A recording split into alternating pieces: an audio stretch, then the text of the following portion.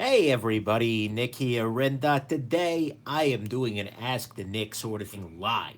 I've done this before, but it's always frankly a joy. It's something I enjoy doing. It's nice to chat with people, get a sense of what people are thinking about, what questions people have, because very often I will mine the questions that are done that are asked here for for ideas, for thoughts. Okay, hold on. I'm just trying to get everything set up over here on the old tablet. Are you really live chat? Are you really gonna show me a bunch of crap in the corner there? Oh, YouTube, your app sucks. There we go. That's better. Alrighty. So, anyways, how's everybody doing on this beautiful evening? A couple of things I want to start off with first. Namely, just kind of a review with some of the new things, not a review in the Nick Shabazz review sense, but just showing off some of the things that are on my table right now that I've been taking a look at. This little guy is actually by Olight Lights. It's a little tiny freaking flashlight. Absolutely little tiny freaking, just in every freaking sense. Size comparison here, Spyderco. It's no, not quite, but still, this is a very, very small light. Actually, this is a little bit dark up in here. Let's turn up the lights a little bit. There we go. A very interesting little guy. I don't actually know the name of it yet. Oh, yeah, I do. It's the i4 Rios. They even put my name on it, which was kind of weird. But anyways, that's the joy of free review samples. So that was sent to me directly by Olight. This is a Spyderco size comparison Spyderco. Something else that needs a size comparison is this little guy right here. This is the Spyderco. Don't mind me. I just set my bottle of water down over there, and it's this is the Spyderco Reinhold Rhino. Very, very interesting knife. This one's actually got kind of a long story, which I will admit I don't know all of, or even really a big portion of. But it originally started off as a knife that was going to be built at the Taiwan factory, not Taichung, but Taiwan, which is a factory that does okay work. They make decent enough budget options, but it's not anything super compelling. But apparently they got them, and for whatever reason they weren't happy, and so they reworked it entirely, and they brought it up market. It was originally aimed to be a very small budgety folder, but instead they moved it to the Taichung factory, and it is now in CTS XHP, which is a very nice steel. It's now got a carbon fiber-ish sort of affair. It seems pretty similar to what they've got on the Sage 5, and yeah, so it's an interesting piece. It's a little tiny compression lock, one of the smaller compression locks they've done yet. I think the native mini compression lock maybe a little smaller, but either way, it's an interesting piece, and it's one that so far seems great, fine. There's no real complaint about it, and so that's pretty good. Let's see here, just turning up the brightness on this so I can actually see questions. Um, so there you go. This little guy is another knife that took its dear sweet freaking time. This is the Spyderco Caribbean, or Caribbean, I'm never quite sure which. But either way, it's an interesting piece because it is the second Spyderco knife to feature LC200N. I'm sorry, that's not true. It's the third one. The first one being the Tusk, the second one being the Spidey Chef. This little guy right here. Screw that up. This little guy right here, and then this guy as well has it. It is an entirely G10 sort of an affair. I think this is G10. And it got an interesting milling pattern. It's got a bit of a honeybee thing going on. So yeah, this is something I can't wait to spend some more time with. I just barely got it. But there you go. So there's that. What else is on my table today? Todd Begg Mini Glimpse. I think I showed this guy off in a previous run. I have no idea how to close this right now because I've been dealing with compression locks for a little while here. What else do we have here? Of course, we've got the Holt Spectre V2. Keep an eye out for the full review of the V2 follow-up on Sunday there. And let's see here. This little guy is of some interest. So many of you may know Booz Blades. This is a company that had the Arrow originally. Then they created two new knives in collaboration with We Knives. This is the Booz Blades Mini Arrow, and right here is the the Booz Blades Smoke. Booz has actually come up with something else, and it's a prototype, but he's actually given me permission to show it off, in addition to giving a stealth review. And Here it is. This is this little guy right here. This is just some pencil. I was sharpening a pencil with. But nonetheless, here it is. It's still unnamed as of this point, but it's a very interesting little piece. You can see it kind of fits along with his aesthetic, although it doesn't have the blade hole, which is, I think, freaking some people out. But yeah, that's kind of an interesting piece here. Very different than what he's had previously, but there's a lot of compelling here. Very much not a pocket pecker, which is nice. And yeah, so there you go. That's on the table. Anything else of note here, of interest? Got some pens, I got some other stuff, but honestly, that should about wrap it up. So now that we've got ourselves a nice crowd in here, including some well-known faces. Hey, Steven. Hey, let's see here. Oh, hey, Stego. Got a bunch of hey, Daddy OEDC. Yeah. So that's gonna be that's what I got. What kind of questions do you guys have for me? I've got all of my collection all around here. The moment on the wrist is the Omega Planet Ocean, and today in the pocket was the Rhino there, and so you can see it's a little bit got some wear on it there for that kind of thing. Let's see here. Joel Miller asks, "Hey Nick, when are you going to do a video about the knives that excite you from the Blade Show?"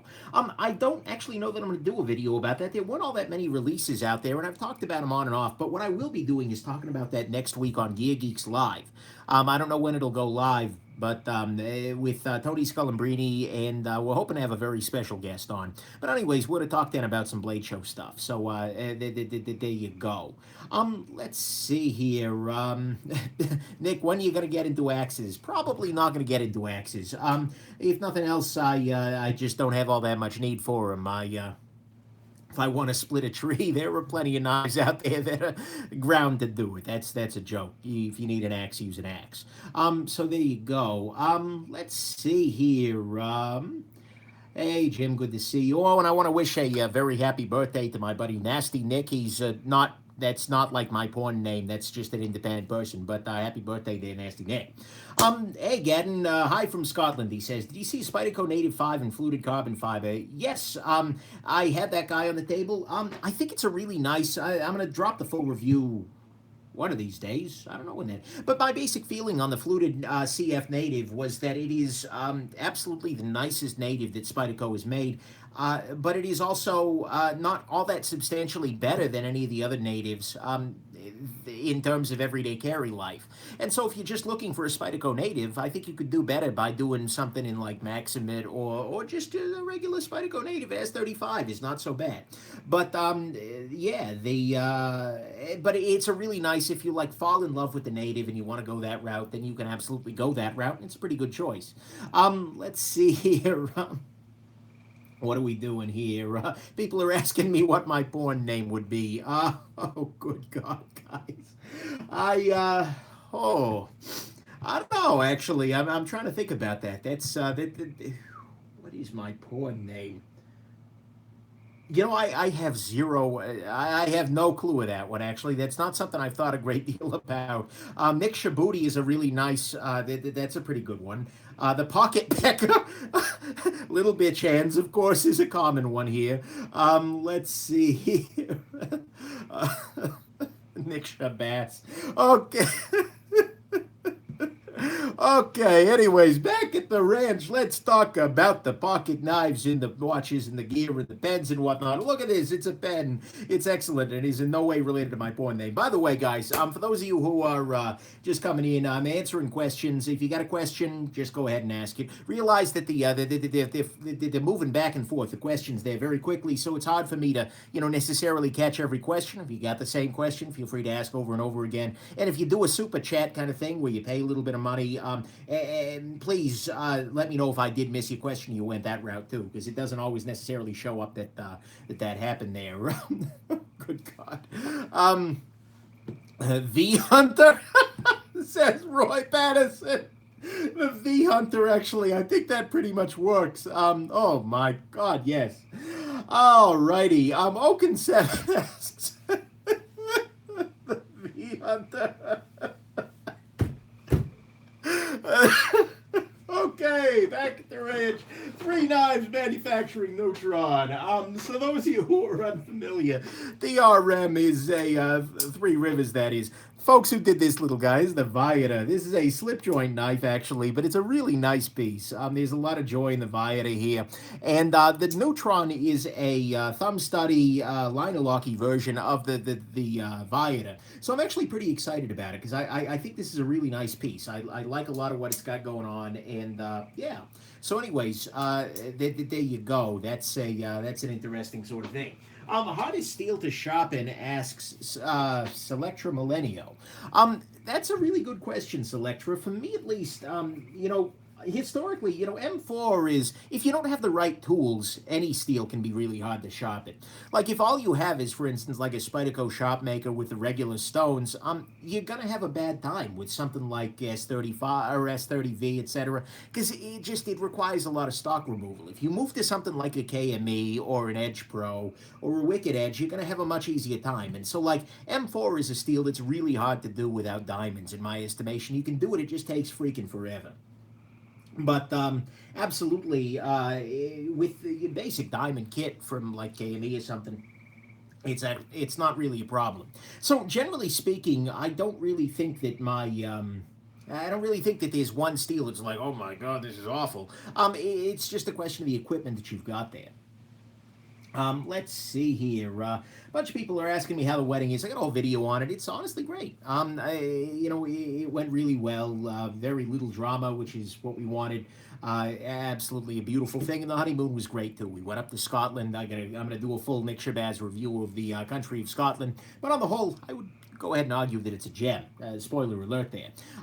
Valkyrie Survive says Rex 121 is a real pain to sharpen. Yeah, I've heard that. Cedric A to Gear and Outdoors. Honestly, check out his channel. Pete Colligan over there at Cedric A to Gear and Outdoors. Really great guy, and does a lot of really interesting testing on steels. He's been doing a series lately that's incredible, where he's been taking relatively low performance steels, things like 8CR13 MOV, whatever, and he's reprofiling them with a crazy, really thin bevel. Like, for instance, I've done on this guy here. This is D2, which is a fine steel, but I'm putting a really, really thin bevel on there, and he's getting much better results out of it. So that's a nice reminder that all the steel in the world doesn't really matter if the knife isn't ground to cut. That's a big thing. That's a thing. That's important. And I've found very often that, knives that aren't ground well to cut, I talk about things being thick behind the edge, that can make more of a difference in cutting than steel ever can. So there you go. Let's see here. And his animations for the series are on point, says yeah, absolutely, 100%. Let's see here. Mythgard says, what do you think about 9CR18? Honestly, I don't know 9CR18. A lot of these sorts of, chemical number steels, there's a great app out there. Oh, God, what is it? I'm trying to remember. It's a nice knife steel app, but basically you can go online and see, I want to say Z Steels or something like that, where you can go ahead and see, like, for instance, what a comparable steel. So you can figure out, okay, CPM 154 is relatively similar to RWL 34, is relatively similar to, oh, there's another one in that family. But you can kind of get a sense of that kind of thing, and that helps you cut through some of the marketing hype. People are like, oh my God, we're using RWL 34. It's like, oh yeah, whatever. So there you go. Let's see here. Z Knives, thank you very much there, Steve. ATS 34, thank you very much, Jim. ATS 34 is the other one that is in that same ballpark with RWL 34 and the CPM 154. Chemically speaking. This guy does stuff. Asks, hey Nick, what do you daily drive the headphones? These guys at home, the HD 650s from Sennheiser, thank you very much, by the way, probably my, look, they are the best headphones that I own. That said, I'm going to be completely honest with you guys. The HD 650s are great headphones. They're spectacular. They reveal a lot of detail, etc. And paired with a good amp, they can be freaking magical. But the thing is, they are not that much more freaking magical than, for instance, the 595s or 598s. The curve of diminishing returns is very small, and I didn't win a whole lot there. So yeah, that's gonna be that's probably my answer here. Is I like the 650s. They're great, but you probably don't need them. You can do a lot better there. Even the cheap Sennheiser phones are pretty damn good. Let's see here. Nolan asks, Casio Oceanus alternative without the stupid lug thing. Come here, Casio Oceanus. Here's this little guy. What he's talking about is the fact that the lugs are integral, that this and this are part of the bracelet, but this is part of the watch, and so you can't use this on any other band, which is dumb. It's a really bad idea.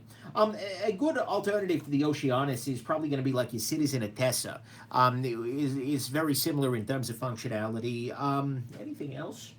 I mean, some of the other Casio G-Shocks, things like that, are a good choice. But yeah, there you go. Let's see here. Mike Isaac says, "Now get Shure SE215 earbuds. Yeah, earbuds are fine, but some people don't like buds. Simple fact, in pretty much every sense. So yeah. Let's see here. How do you like the Rhino so far? That's kind of hard to say. I've carried it for 1 day exactly, but my basic feeling on this knife is that it is fine. There's really not much to argue with here. I mean, I'm not a huge fan of the fact that this little blade guard lands inside the compression lock area, but honestly, it's fine. It's a-okay. There's not that much to complain about here. I do wish this was a wire clip, absolutely 100%. But there's really not much. If you like the style, you're gonna like the knife. If you don't like the style, you don't like the size, you're not gonna like the knife. That's kind of where it's at. There you go. Let's see here. What do I think about Fox knives? What would you so Fox knives is fine. Let's see here. Who's doing Fox? I actually haven't reviewed much in the way of Fox knives. I probably should. I should check out more of their stuff. Generally, the Italian knives tend to be ground relatively thick behind the edge. It's just whatever's in the water over there in Italy, all in the olive oil, so to speak, just means thick behind the edge. It's kind of a thing. So I haven't spent that much time with them, but it is something I'm definitely interested in. As for Viper, because I think you asked about Viper as well. Viper, oh no, Vox. I don't know who made the Vox core, so that's a thing. Let's see here. EDC with Aerodas. Any peanut butter experiences on the honeymoon? Yes, actually, that's a. Everybody brings up the peanut butter. Yeah, absolutely. In fact, in one hotel, I'm sorry, in one restaurant in Inverness, they served and just an absolutely wonderful peanut butter and caramel sort of brownie tart sort of thing. It was absolutely spectacular, completely 100% delicious, absolutely a gem. I'm a big fan of it. So yeah, there you go. Hold on just a second, guys. I'm slightly afraid my phone is overheating, and that's my camera, so whatever. Worth a try. Let's see here. Cameron Dion, I suppose, is asking me Edge Pro, KME, or Wicked Edge. For me, KME. I've tried all three. I like the KME best. I think but the thing is, they're all pretty decent systems. It's just a question of what you want to pay, what features you'd like. There you go. Let's see here. Yeah, Bassholics, I know that Vox means yes, but Vox knees. I am aware of that part. I just don't know who freaking made the thing. Let's see here. Nick, do I prefer the Z Hunter or the Norseman? That's a really good question. I mean, sometimes these things can be really hard to say because, on the one side, you've got the Grimsmo Knives Norseman here. This is a really incredible knife. It's got this incredible detent. It's got a false shot sort of action, and it's unique. It's got all kinds of features that really, not necessarily functional features, but design features that make it something that really stands out from the knife world. The whole sharp and spoon aesthetic, the honeycomb thing. This is absolutely a wonderful and spectacular knife. On the other hand, you have the Z Hunter. And this knife is just a gigantic piece of crap. There is really no redeeming value, and I'm sorry, little guy, I know it hurts, but it's true. There is really no redeeming value to this guy whatsoever. And so, you got the green corn cob thing, you got the half serrations, you've got the custom design. Seriously. And so comparing these two, it's really hard to make a decision. Because, I think I'm not going to answer that question. All right, moving along. Let's see here. You always recommend running shoes over a knife for self-defense. What running shoes do I recommend? So, okay. Probably the very best choice. Have you guys seen these things? They're by Vibram, 5 Fingers. These are running shoes that have individual toes on there. They've got a little hole for your toe, your big toe, your little toes, etc. And so you just slide your toes in there, and then it's very thin sort of material. These are designed for barefoot running enthusiasts. I think that those are a really good choice, aside from if you're going to want something for self-defense other than a pocket knife, because people are going to take one look at those and they're going to be like, oh my God, I pity you. and they're not going to mug you in the first place. It's perfect. It's self-defense. So sorry, they're a thing. They drove me nuts when I tried them on. Never, never, never. Let's see here. Seven Addis, thank you, asks, if I could name the new booze blade, what would I name it? That's a really good question. So this has a number of really, really nice names that jump to mind. It's a little bit beefier than some of the prior booze blades, and it seems like it's really out to get work done. And so maybe, for instance, the booze hound, or I don't know, I'm kind of liking this. This seems like maybe a monocle, so you could have the booze glasses. You could have booze goggles, that is. That could absolutely work. What else here? There are all kinds of great booze puns to be made, but personally, I would probably go with the booze hound. But that's the booze smog. Yeah, that's gonna be a thing. Let's see here. Hollywood 5926 asks, Nick, what's your favorite knife that you've actually purchased, and how often do you actually purchase and not receive for free? It's a great question here. This is my here we go. This is my current knife collection, or at least the one that I have just every damn day with me. And, well, not with me, like I don't load my pockets with all of these guys, but these are in my bedside table, so to speak, so I can, choose one in the morning on days that I'm carrying my own. And actually, practically speaking, none of these knives were given to me for free. Of the knives in my permanent collection, I have purchased all of these. Actually, there are two exceptions here. Two of these guys were actually a gift from a very, very, very generous friend of mine, a guy named Sid. And so these are, that's a thing.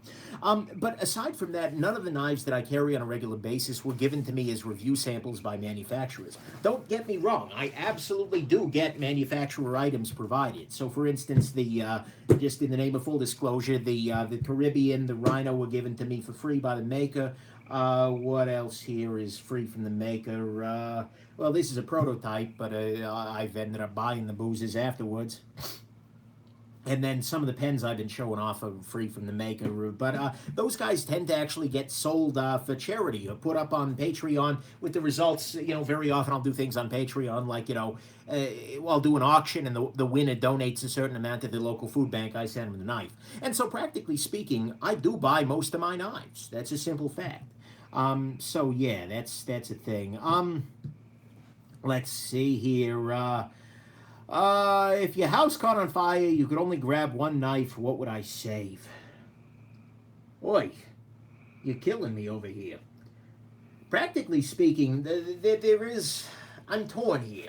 On one side, there's this little guy here, and on the other side, there's this little guy here. These have a unique distinction in my collection, in that these are very, very customized. This guy is kind of a one-of-one millet torrent, made with, they could make another one like this, I have no doubt, and so I'm a little bit more reluctant to grab this one, but it is unique to me, and it's one of my very favorite knives on a regular basis, and so this one would be a very close grab, because it's hard to replace. I mean, let's face it, a lot of these other guys I could easily replace. A Spyderco Chaparral, yeah, I could, or Nirvana, I can replace all of these guys. I'd have to pay some asshat a bunch of money on eBay for it. By the way, this is a Spyderco Sleesh Bowie. I freaking love this knife. Do not pay more than $375 for this knife. It's an incredible piece, but these scalpers who are charging like $500, screw them. They're parasites. Screw them entirely. But not in the sense that they would derive any pleasure from. So, anyways, there's this guy which would be very hard to replace and which I'm very fond of, but there's also this guy here, which has sort of one-of-a-kind engraving. I mean, literally one-of-a-kind engraving. And so, yeah, that's a much better... So, if I could only grab one, this is the one that would be pretty much irreplaceable. All the other ones, I would certainly feel sad to leave, but this one I couldn't do. I couldn't get another one of, so that would be important. So, yeah, there you go. Let's see here. Wow, those are ugly as fuck. Thank you very much, JC. I appreciate you taking the time. The thing is, that's always nice, when people take the time out of their day just to make sure everybody knows that What somebody else is wrong, likes is wrong. That's pretty excellent. Let's see here. Game Cat is asking me, Nick, thoughts on Piranha knives. They are. I've actually got a couple of those guys coming from a buddy of mine. They tend to be automatics and they tend to be big, so they're not going to be legal once I get over to the Hotel California, so to speak. And so I wanted to do a quick review of them before I leave. So there you go. That's some quality sexual harassment. Thank you very much there, Randy. Actually, no, that's not something I'm super grateful for. Channing Saint asked, "Do you have any hinderers?" No, I don't have any hinderer knives at the moment. Actually, that's not true. Do I have any hinderer design knives? No, I don't at the moment. Would I consider buying a Hinderer knife? Maybe. I'm absolutely going to buy the Hinderer full track. Oh, that's true. That's not true. I have a Hinderer half track right here that is that I'm getting ready to review one of these damn days. Right here. This is Hinderer half track. It's on the table. This is actually donated by a viewer for me to review and then sell. I just haven't gotten around to it because honestly, I'm holding on to it. I think it's going to be a great knife, but I don't know why I'm holding on to reviewing this guy, but I'm still hoping to. I'm looking forward to it. But generally speaking, Hinderer uses Teflon washers, which doesn't impress me. And in the past, the build quality hasn't been that great. He seems to be up in his game, and they're doing cool things like the Full Track, which is both Teflon, phosphor bronze, and what am I saying here? Teflon, phosphor bronze, and bearings. But yeah, that's going to be that one's the most interesting thing Hinder has ever done. So there you go. Richard Parker is saying SoCal and NorCal. SoCal, about as far so as you get before you become no Mex. And that's a different thing entirely. Let's see here. Mitch Fegley asked, Nick, any small makers on your horizon that have Grimsmo level potential? Yeah, absolutely. The Holtz. The Holt blade works. Like I said, this is the Holt Spectre here. This is the V2 version. These guys are, frankly, this knife here, the V2 version, next to the Grimsmo Rask, they're both really, really nice knives. They're both freaking spectacular, but and for the price difference here, with this guy being almost $500 less, the Holtz are really kicking ass and taking names. So they're up there. Who else is doing really good work? I mean, the Koenig knives obviously are really, really great. That's a thing. Yeah, so there you go. What else we got here? Mobius Sphere is asking me something that you can do by Googling online. Okay. Wyatt Warman asks, hey, Nick, would you rather give away all your custom knives or all my mass-produced knives? Depends where you want to draw the custom line or not. Practically speaking, in terms of custom, I have this guy and I have the Olamic here. Those are really my only true customs. Well, I mean, one argues about the Norseman, but I can't really say that. So I would be out way less money if I gave away all the custom knives relative to the productions. And honestly, I do love a lot of productions. It would really hurt me to lose these guys, but yeah, that's probably where I land. Great question, though. Mike Isaac says, hey, Nick, I just bought a brick of osmium. Any thoughts? Mike Isaac, I have no idea why you just bought a brick of osmium. Now, look, I have no problem with osmium. I'm sure it is a perfectly good element. And, you know, as a lover of acoustics, I appreciate anything periodic. So, you know, that's a thing. But I have no strong opinions about osmium. If I were to become an element reviewer, and I could consider this. In fact, I'm going to do a couple of element reviews for you right now. Titanium. Freaking gem. I love titanium. I think it is an absolutely wonderful metal, particularly for pocket knives, but also for wristwatches as well. For instance, the Citizen, Casio Oceanus, or the Breitling Aerospace here are absolutely oh my God. Sorry, guys. I just got distracted by an incredibly generous $500 donation from a good friend of mine. Holy crap, Sid. Thank you. Anyways, yeah, this is titanium. Yeah, this is titanium. That's about all I can say cogently right now. Titanium, beautiful thing. Other elements I am a big fan of. Gold, I appreciate. This is gold right here. It's a good element. It's a noble element, if you will. Although it's not a noble gas. That's That's a different thing. Yeah, moving along there. Yeah, stiffer than a middle schooler in a strip club is not exactly a phrase I can use online. Moving along there. But the zirconium clips are just over stiff. That's an ugly material, and frankly, it's freaking black. Like at its very best, it's a black metal. So yeah, that's pretty ugly. Let's see.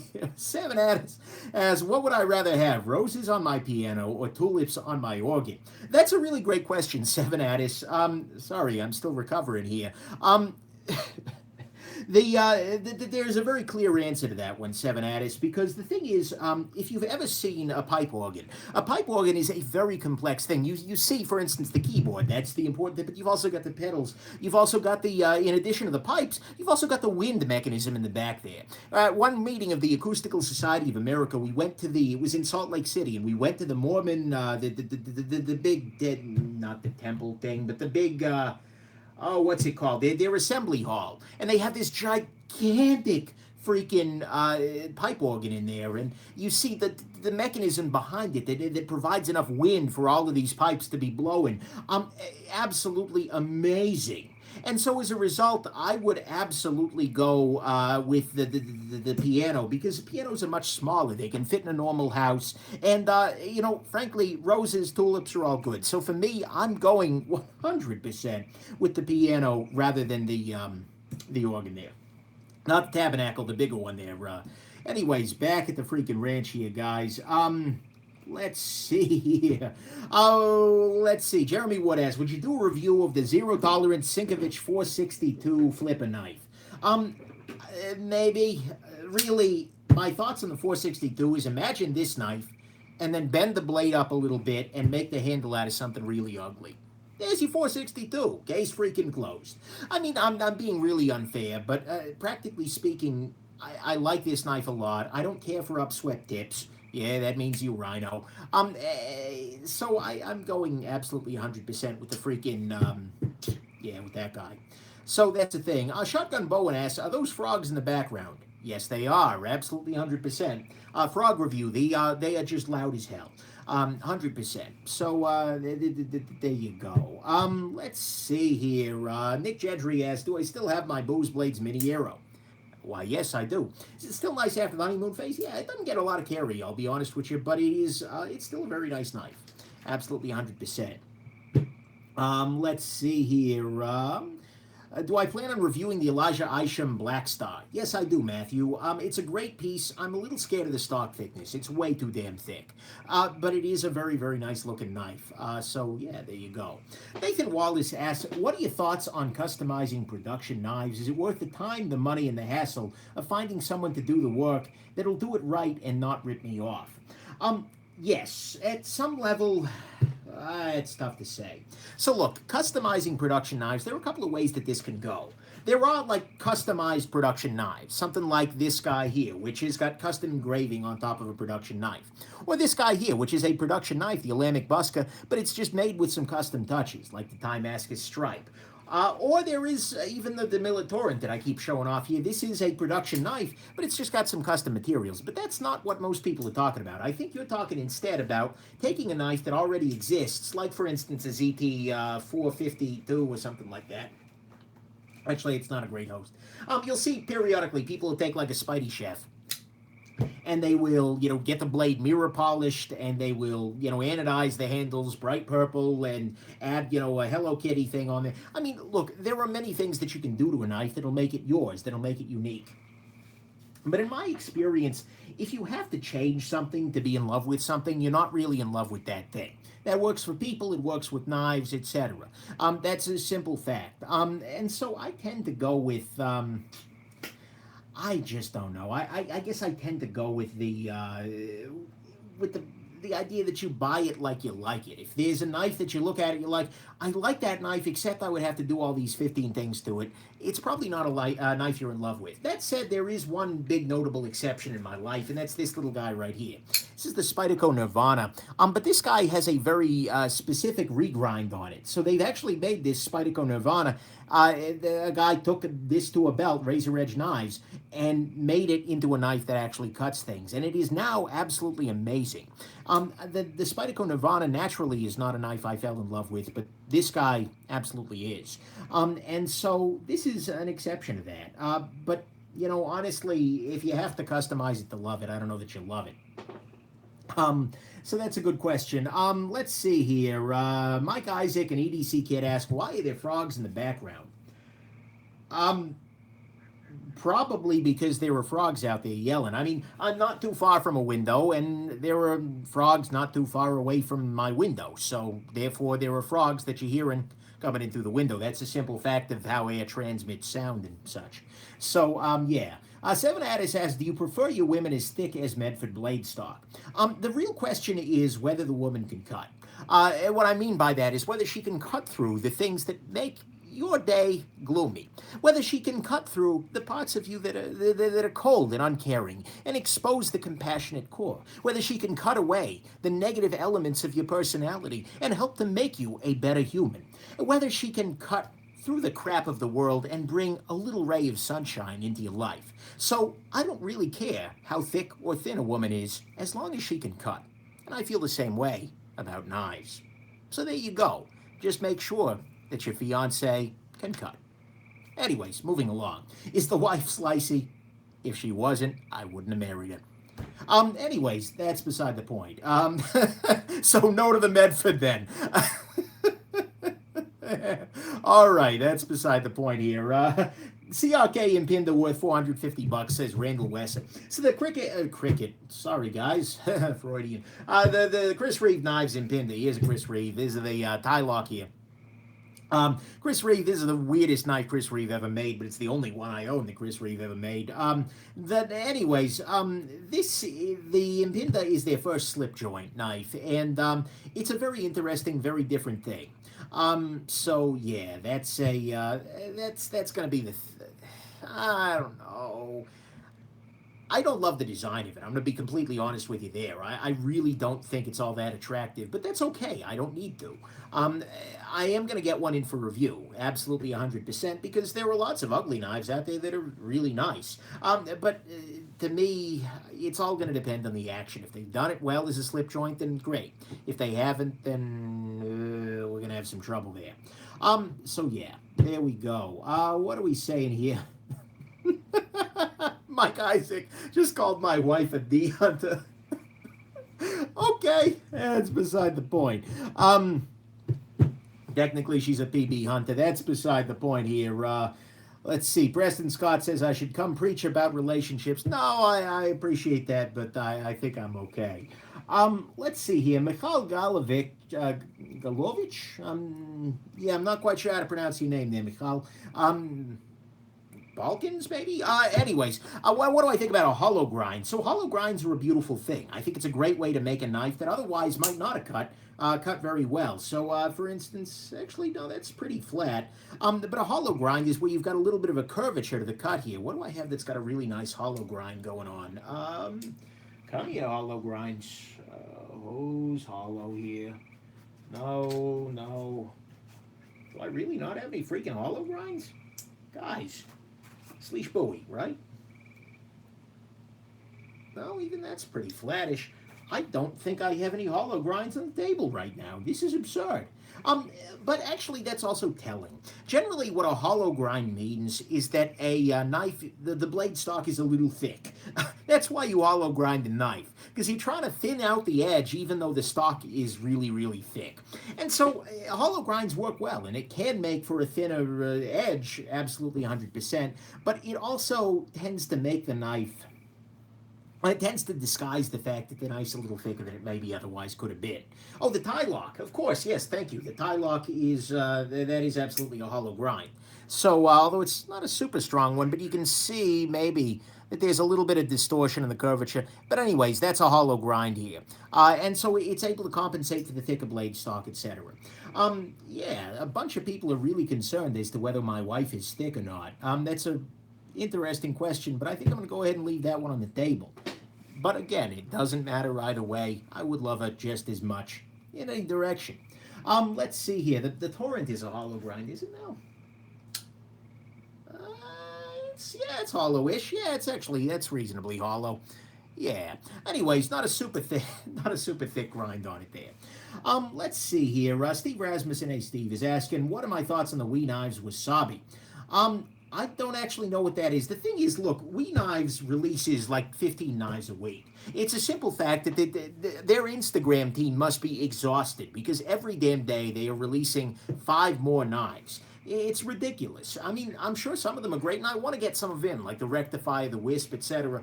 Absolutely, I want to check more of them out, but they're just, and they've abandoned the Star Screws largely, which is wonderful. But it's just, I can't freaking keep up. Like every damn day, they've dropped 4 more knives, so I'm on it, but yeah. Let's see here. Thick Shabazz, yes, I am indeed a little bit on the thicker side, but that's okay. Gosh, Nick, I need to make a wedding video with my face blurred. I've contemplated making editing a wedding picture such that everybody's face is Batman, but it never quite happened there. Let's see here. Oh, it's the Flipper Warning. Yeah. That's the Wasabi. Yeah, that one looks pretty good. I'm curious about it, but I haven't had one on the table yet, so there you go. Let's see here. Best sharpener for somebody just starting out in the sharpening game. Honestly, I'd say go big. If you're planning to get into the sharpening game, if you've got a nice collection, if you've got a bunch of knives that you'd want to work with, I would probably go with something like the Edge Pro with a KME.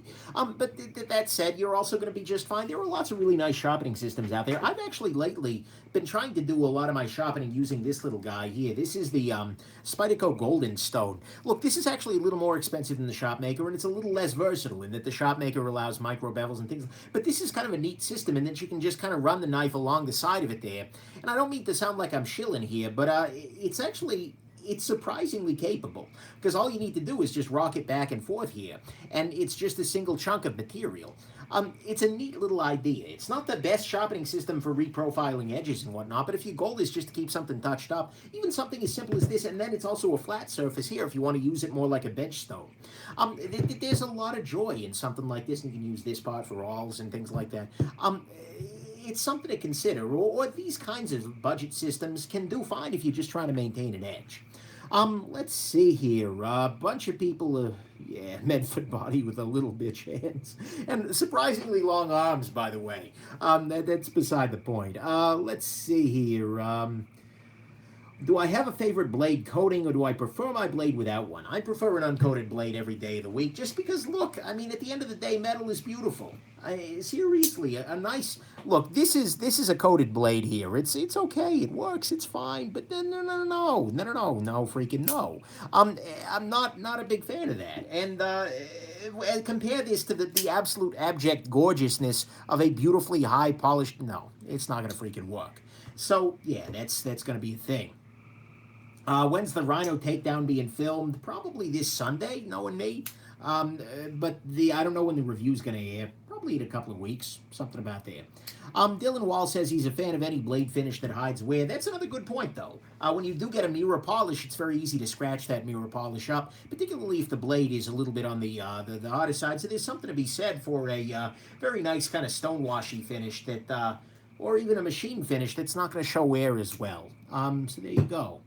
Let's see here. Thoughts on swaybacks. So a swayback is a particular pattern, a traditional knife, although it's also present in modern ones, where the handle kind of curves back a little bit. Do I have a swayback? I don't have a swayback.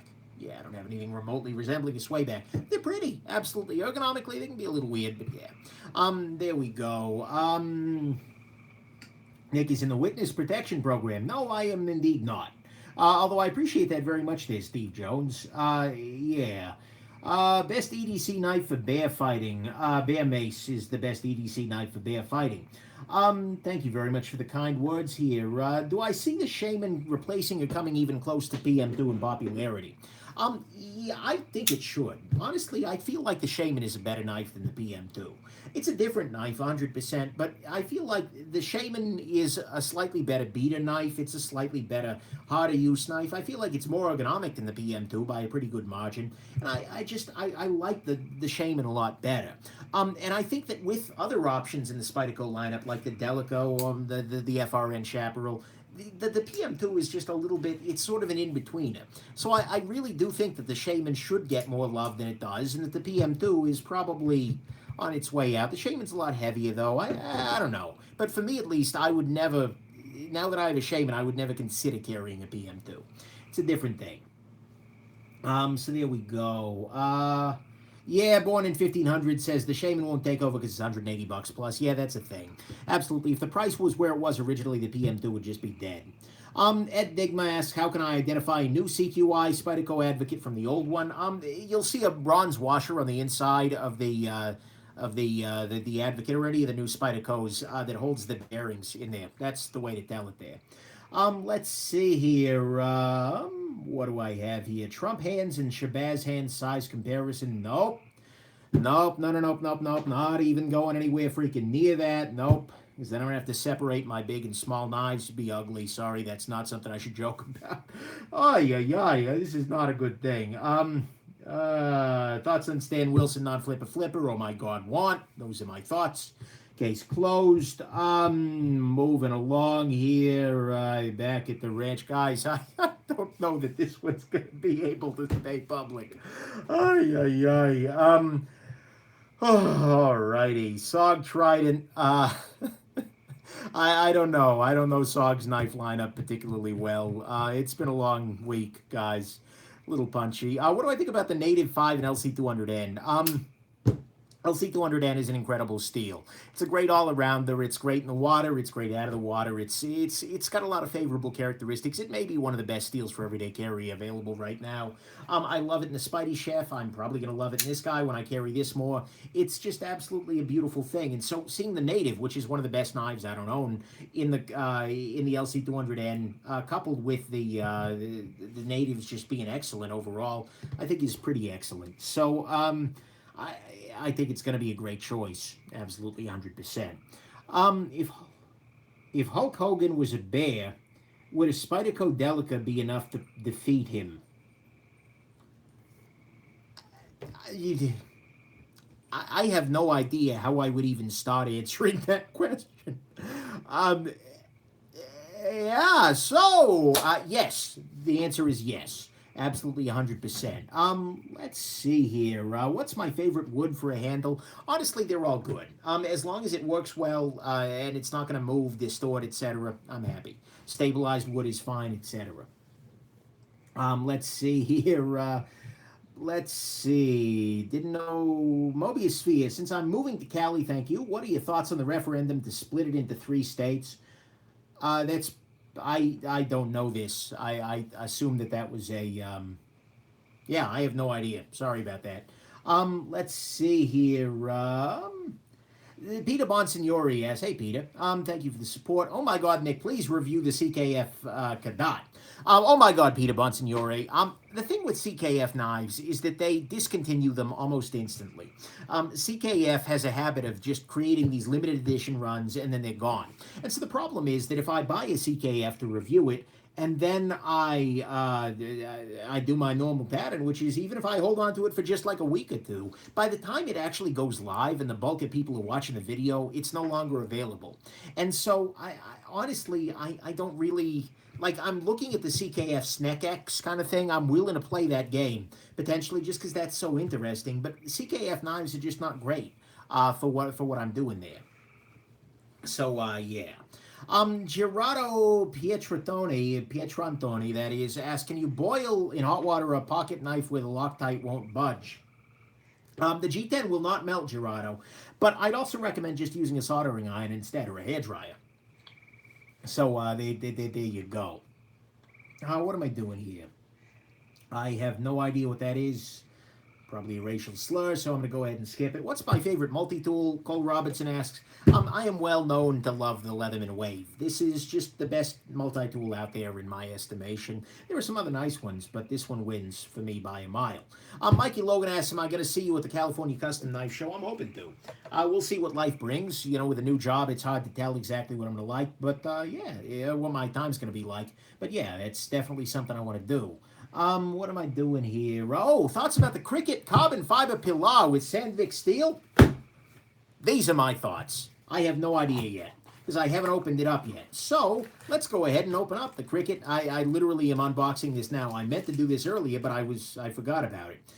Here we go. This is interesting. This is the Cricut Pilar in carbon fiber with the Sandvik steel. It's a 12C 27N steel. Tip up, tip down. Okay, that's one way to roll there, Cricut. Holy crap, that's gritty. Okay. And then the back spacer is some kind of pot metal or another. Thank you, Kaya EDC, very much. Those are very sharp edges. Grind is thinnish. That's nice. Is that a hollow grind? It's certainly a Cricut. And you know what? In a lot of ways, a lot of people are going to like it more than the original Pilar because how's the balance on it? The balance is pretty okay. I don't know. I mean, I'm not impressed with the carbon fiber fit. It's a Cricut, unfortunately, is my feeling. Yeah, this is... Are they doing something weird here? I'm going to lubricate this right quick here. Oh, hey, Kate, good to see you. Knockout an M390 for $100. Good deal. Honestly, I'm not a big fan of the Knockout as a knife in general. I think it's fine. It's a good knife, actually. I shouldn't say that, but I tend to prefer the Link or the Dividend over the Knockout. The Knockout was just a little bit bulky and weird, but it's a solid piece. A little bit of blade play. Just desperately needs to be clean. It may be. Yeah. For the price, it's okay, but this was also, with the carbon fiber, it got a lot more expensive, so yeah. That's a thing. Yeah, I'll need to clean this guy. Although, actually, I got this guy for a friend of mine, so I just figured I'd check it out, see what's going on. Maybe I'll do a video on it. But either way. Yeah. Let's see here. Wino Master asks, with California's 2-inch blade length limit, what's my suggestion for the best 2-inch knife for a knife fight?